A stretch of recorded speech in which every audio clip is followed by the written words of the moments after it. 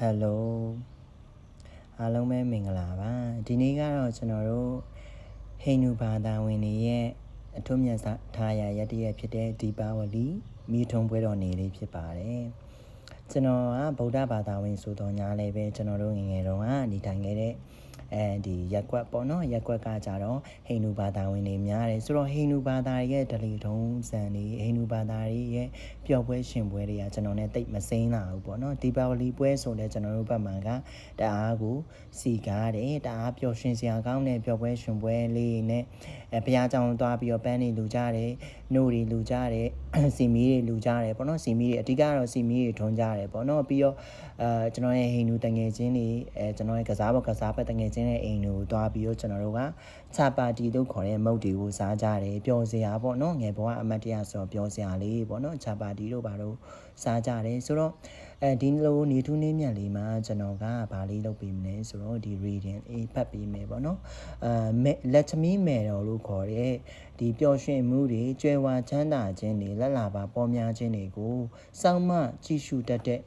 ဟိန္ဒူမယ်တော်တွေကတပါးဖြစ်တဲ့လက်ချမီမယ်တော်ကပေးခြင်းနေတဲ့တည်င်းစကားပေါ့နော်အဲ့ဒါနဲ့ပတ်သက်ပြီးတော့ကျွန်တော်က reading လေးလုပ်ပေးပါမယ်reading လေးမစခင်မှာကျွန်တော်တို့ကဒီပေါ့နော်လက်ချမီမယ်တော်ရည်ရွယ်ပြီးတော့ပဲဖြစ်မေတ္တာတုံလေးရွတ်ပြီးတော့မေတ္တာပို့ပေးတာမျိုးเนาะမေတ္တာခံယူတာမျိုးအဲ့လိုမျိုးလေးကိုလုပ်လို့ရတယ်ဒီနေ့မှာတို့မဟုတ်မြတ်စွာဘုရားရှင်ကိုကျွန်တော်တို့စီမီပူဇော်ရင်းနဲ့လက်ချမီမယ်တော်ကိုပါစီမီလေးသက်သက်တိုင်းထုံးပြီးတော့ပူဇော်ခြင်းနဲ့ပူဇော်လို့ရပါတယ်เนาะပူဇော်ပြီးတော့မေတ္တာဓာတ်ခံယူလို့ရပါတယ်ခင်ဗျာ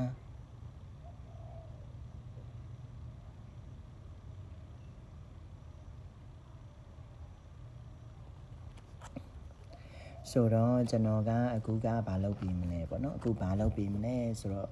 reading ပေါ့နော် reading ကmessage from the Mahalakshmi ပေါ့နော် Lakshmi မေတော်စီကပြောချင်နေတဲ့သတင်းစကားပေါ့နော်ကျွန်တော်တို့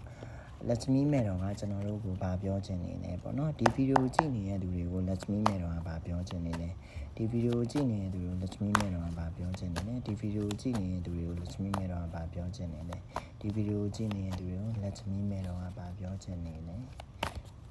So please guide a message from Mahalakshmi. Please guide a message from Mahalakshmi. Please guide a message from Mahalakshmi. Please guide a message from Mahalakshmi. Please guide a message from Mahalakshmi. Okay, naka bagay, naka you can me no? Okay. Sanchiano.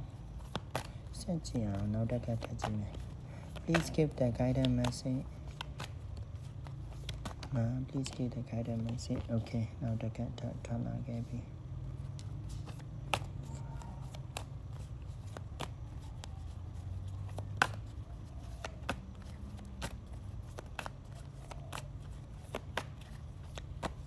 Okay.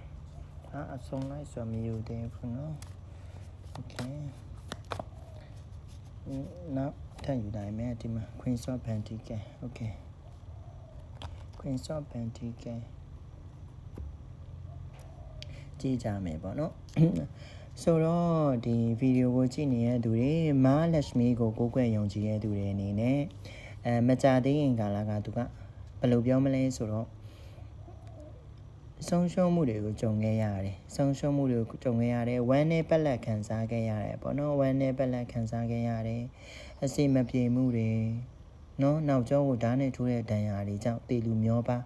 စိတ်ပိုင်းဆိုင်ရာရလဲပြိုသွားတာမျိုးသို့မဟုတ်ရုပ်ပိုင်းဆိုင်ရာလားအဲ့ရတဲ့လဲသွားတာမျိုးကိုယုံကြည်ခဲ့တဲ့သူတွေကကိုကိုသစ္စာဖောက်သွားတာဖြစ်တဲ့အတွက်ဒီဗီဒီယိုကိုမြင်လိုက်တဲ့သူတွေထဲမှာလေကိုယုံကြည်လိုက်တဲ့သူကကိုသစ္စာဖောက်သွားတာကိုရဲ့မိတ်ဆွေရင်းတွေကနောက်ကျောကိုဓာတ်နဲ့ထိုးသွားလို့အဲ့ရတဲ့ဘုံဘုံလဲသွားတာအဲ့လိုမျိုးလေးဖြစ်သွားတယ်သူကိုကအဲ့ဒီ community တွေကိုပြန်မသွားရတော့ဘူးလဲကျနေရပြိုလဲနေရစိတ်ပိုင်းဆိုင်ရာညအဲ့ဒီပြိုလဲနေရခံစားချက်ကြပြန်ပြီးတော့အတိတ်တပံပြန်ပြီးတော့နိုးထလာဖို့ရှိပါတယ်မယုံကြည်ရတဲ့မိတ်ဆွေတွေမကောင်းတဲ့မိတ်ဆွေတွေကိုကျွန်တော်တို့ကလွတ်ချထားနိုင်ခဲ့ပြီးတော့ကိုယ့်ဘဝအတွက်ယုံကြည်ရမယ့်သူစိတ်ချရမယ့်အတိုင်းအဝင်ဝိုင်းတွင်းကို9 ရက်9 ပတ်အတွင်းမှာကိုကရောက်ရှိသွားဖို့ရှိပါတယ်နော်ကိုအတွက်ကောင်းမွန်မဲ့သူ ကိုအတွက်ကောင်းမွန်မဲ့သူကိုအတွက်ကိုကိုကောင်းပြီးတဲ့သူကိုရဲ့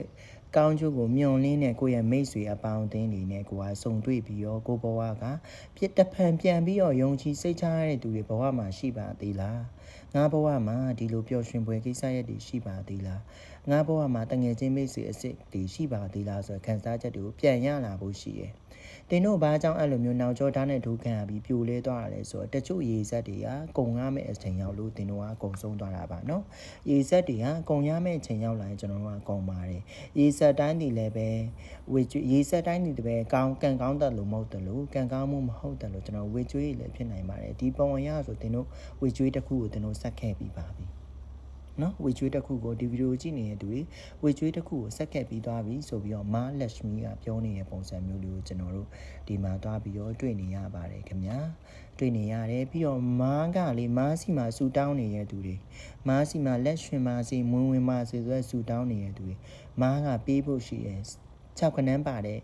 မွေအမောင်းပေါ့နော်6ခဏန်းပါတဲ့မွေအမောင်းမားကပေးဖို့ရှိတယ်တယောက်နဲ့တယောက်ကန်ထောက်ပံ့ပေါ်မူတည်ပြီးတော့ကိုကအဲ့ဒီမွေအမောင်းကိုရဖို့ရှိပါတယ်နော်မားစီမှာမျောလင့်နေတယ်မားမဖိုးပေးပါမားပတ်စံပေးပါကလေးတယောက်လို့တွားပြီးမားမဖိုးပေးအောင်မားပတ်စံပေးအောင်အစားရှိတဲ့ဖြစ်မားလက်ရှမီစီမှာမဖိုးတောင်းနေတဲ့သူတွေမကြခင်ကာလမှာမဖိုးရဖို့ရှိပါတယ်6ရက်အတွင်းမှာမဖိုးရဖို့ရှိပါတယ်နော်မဖိုးတွေရဖို့ရှိတယ်ဆိုတော့ကိုယ့်ရဲ့မြတ်တာပို့တာတွေကိုယ့်ရဲ့အဆုတောင်းစုပြုတာတွေကိုဆက်ပြီးတော့လှုပ်သွားဖို့လိုအပ်ပါလိမ့်မယ်လိုအပ်ပါလိမ့်မယ်နော်ဆိုတော့မွေရေးကြေးရဲ့အနေနဲ့မပူပန်ပါနဲ့တော့တင်တို့ Queen of Pentacles နောက်ဆုံးတကက်သူ့အနေနဲ့သူထွက်လာတဲ့ Queen of Pentacles ပေါ့နော် Queen of Pentacles ရတင်တို့ဒီမွေရေးကြေးရရန်ကိုလုံးဝbeneficial ပေါ့နော်လုံးဝကျွဲဝါချမ်းသာပြီးတော့တင်တို့လိုချင်နေတဲ့အမွေအမောက်တင်တို့လိုချင်နေတဲ့ဖြစ်ချင်နေတဲ့စီးပွားရေးလုပ်ငန်းတွေကိုလုပ်နိုင်တာမျိုးမွေကြေးရေးစုမိဆောင်မိဖြစ်တာမျိုးကိုလိုချင်တဲ့လက်ဝဲရတနာတွေကိုဝယ်ဖြစ်သွားတာမျိုးအဲ့လိုမျိုးစီးပွားရေးမှာလုံးဝမွေချင်းကြေးရှင်အဲ့လိုမျိုးပုံစံမျိုးအဲ့လိုမျိုးလေးဖြစ်သွားဖို့ရှိပါတယ်နော်အဲ့လိုပုံစံမျိုးလေးဖြစ်သွားဖို့ရှိအဲ့လိုဖြစ်သွားအောင်လို့လဲမာလက်ရှမီက blessing ပေးနေတဲ့ပုံစံမျိုးကိုတွေ့နေရတယ်မာလက်ရှမီရဲ့ blessing ပေးနေတာမျိုးတွေ့ရတယ်ဆိုတော့မာလက်ရှမီကိုစီမီပူဇော်ပြအောင်ပူဇော်ပါလို့ပဲကျွန်တော်ကအကြံပေးချင်ပါတယ်ဆိုတော့ကျွန်တော် guidance message ထပ်ပြီးတော့ကြည့်ပေးမယ်နော်ကျွန်တော်ကအကိုကအတိတ်ထံဝင်နဲ့ဖျားရောက်နေတာဆိုတော့ကျွန်တော် oracle တွေလည်းမပါခဲ့ဘူးတခြား tarot deck တွေလည်းမပါခဲ့ဘူးဒီ ethereal version တစ်ခုတည်းပါတာဆိုတော့ဒီ card တစ်ခုတည်းနဲ့ပဲကျွန်တော် guidance message နောက်ထပ်ကျွန်တော်ကြည့်ပေးခြင်းလို့ကျွန်တော်နောက်ထပ်တစ်ခုလောက်ကြည့်ပေးလိုက်မယ်နော်ကျွန်တော်တို့ TikTok ကလည်း10 minute ပဲရတာဆိုတော့လေနောက်ထပ် guidance message Mahalakshmi please give the guidance message for the viewer please give the guidance message for the viewer now please give the guidance message for the viewer now okay ဆိုတော့နောက်ဆုံးပေါ့နော်နောက်ဆုံး guidance message ကိုကျွန်တော်ယူလိုက်တဲ့အခါမှာဘာတွေ့ရလဲဆိုတော့ဒီမှာတွေ့လား601နဲ့601တင်းတို့လဲပြိုချခဲ့တဲ့အခိုက်အတန့်တွေပြိုလဲထားတဲ့အခိုက်အတန့်တွေ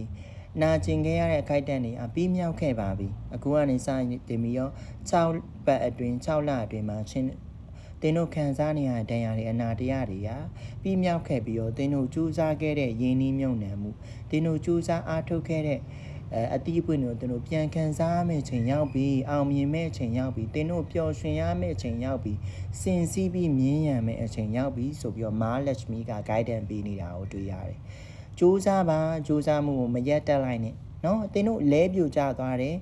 ကိစ္စမရှိဘူးလူတိုင်းကဘယ်သူမှအမြဲတမ်းမတက်ရက်နေနိုင်တဲ့သူကဘယ်သူမှမရှိပါဘူး။အမြဲတမ်းလက်မထောင်နေနိုင်တဲ့သူ no မရှိဘူး။လောကကြီးမှာအမြဲတမ်းအပေါ်စီးရောက်နေအမြဲတမ်းအထက်ရောက်နေတဲ့သူမရှိတယ်လို့အမြဲတမ်းအောက်မှာကြီးပဲဖြစ်နေတဲ့သူမရှိဘူးเนาะအမြဲတမ်းတူဖြစ်နေတဲ့သူမရှိတယ်လို့အမြဲတမ်းပေဖြစ်နေတဲ့သူမရှိပါဘူးတဘာဝတရားတည်လောကတရားတည်အမြဲတမ်းအနှိမ့်နဲ့အမြင်လောကဇက်ခုံလို့ခေါ်ကြတယ်အနှိမ့်နဲ့အမြင်ဖြစ်နေတာဖြစ်တဲ့အတွက်အရင်စိတ်တက်မကြနဲ့တင်းတို့အောင်မြင်မှုအတွက်လမ်းစာပွင့်မဲ့အချိန်ရောက်ပြီတင်းတို့အောင်မြင်တော့မဲ့အချိန်ရောက်ပြီเนาะ